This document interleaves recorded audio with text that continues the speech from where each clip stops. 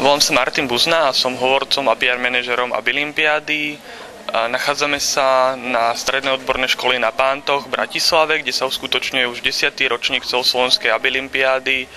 Abilimpiáda je vlastne súťažná prehliadka pracovných schopností a zručností zdravotne postihnutých ľudí. A cieľom Abilimpiády je vlastne ukázať zdravému obyvateľstvu, že aj handicapovaný človek môže byť rovnocenným partnerom pri vykonávaní pracovnej činnosti. No, vyskúšal som dobrovoľníctvo aj tento projekt, robím dobrovoľnícky a moja práca vlastne cez celý rok je dobrovoľnícka. Sú mi hradené iba vlastne režijné náklady.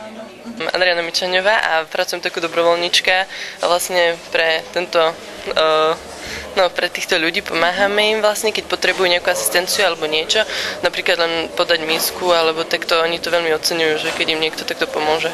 My to máme ako v rámci praxe, lebo študujem na špeciálnej pedagogike a akože nám to ponúkli ako prax, no a tak nás tu zobrali. Ešte pomáham jednomu malému chlapčekovi autistovi, on má asi 10 rokov a sem tam tak k nemu zájdem a sa spolu hráme a tak to s ním trávim čas.